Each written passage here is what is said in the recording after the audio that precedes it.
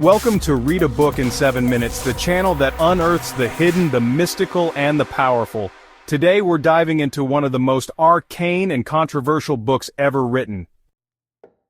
The Book of Black Magic and of Pacts by Arthur Edward Waite. This isn't fiction. This is a chilling journey into the real-world traditions of black magic, ancient grimoires, demonic rituals, and forbidden knowledge compiled over centuries. Let's begin. Waite begins by separating truth from myth.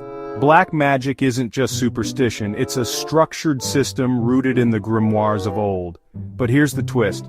Waite doesn't encourage practice. Instead, he studies it like a scholar dissecting darkness. Black magic to him is the perversion of spiritual wisdom, a distortion of divine symbols for selfish ends. It's magic not of harmony, but of domination, control, and pact-making with spirits who do not serve the light. Waite brings forward grimoires that have haunted history. The Key of Solomon, allegedly written by the biblical king, it forms the bedrock of ceremonial magic. The Grimorium Verum, which translates to the true grimoire. It's full of invocations to Lucifer, Beelzebub, and Astaroth.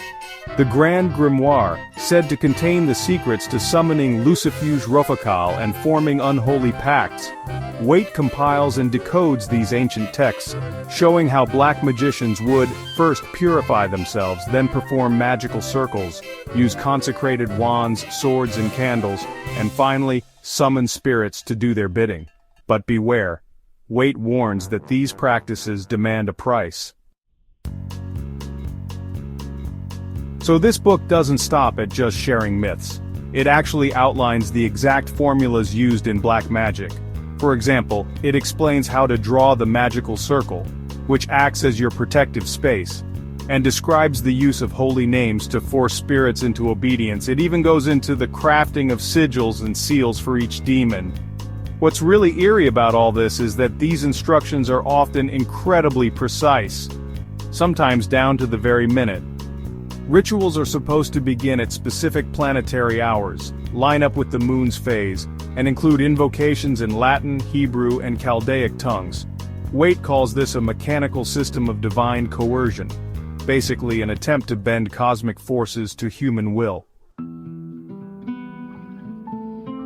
Now this is where the book takes a darker turn. The Pact is really the centerpiece of black magic.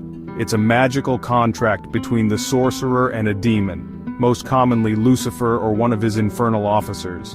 These contracts often promise things like wealth, knowledge, power, or even revenge, in exchange for, well, something.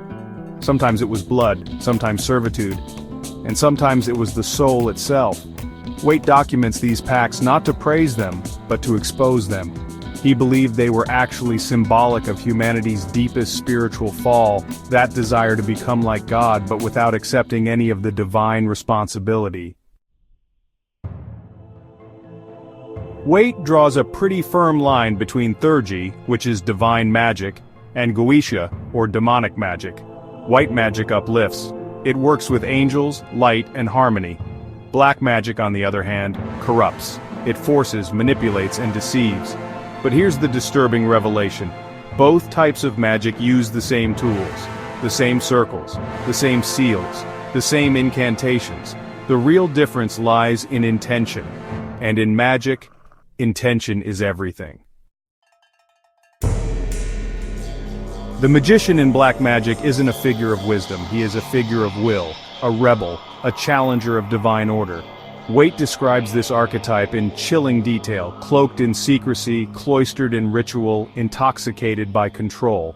But Waite also reminds us, the magician often becomes the servant of the spirits he tries to command. Power unchecked always backfires. Waite describes the ritualistic tools, the sword of command, the pentacle of protection, the chalice of offerings, and the wand of invocation. Each tool must be crafted under specific astrological alignments and consecrated with sacred words. Any mistake could mean spiritual disaster, but Waite doesn't romanticize these. He warns that these are tools of dangerous illusion. symbols that trap the soul in a web of control. Waite explains that the Church once feared this knowledge so much it banned, burned, and persecuted its use. But he says, fear doesn't erase power, it only drives it underground. These teachings survive through secret societies, mystery schools, and occult orders. The Freemasons, the Rosicrucians, and later the Hermetic Order of the Golden Dawn, all kept fragments alive. Waite's book is a window into that hidden world. A guidebook not to practice, but to understand.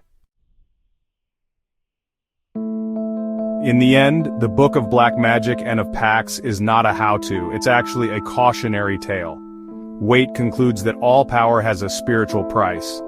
Magic practiced without reverence, well, it leads to ruin. The greatest mystery, he says, is not how to summon spirits, but how to conquer your own darkness. The most powerful magic, he says, is self-mastery. So what can we take from this book today? Not spells, not rituals, but awareness. Awareness of the forces we flirt with when we chase power without wisdom. Waite's book is less about summoning demons, and more about confronting the demons within.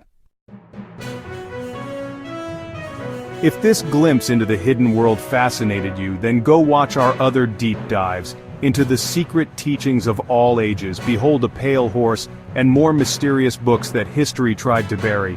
And remember, true knowledge comes not from power, but from understanding. Don't forget to like, subscribe, and click the bell icon for more forbidden knowledge. And hey, comment below, which secret book should we uncover next? Watch next, The Secret Teachings of All Ages, or, explore the New World Order, what they don't want you to know.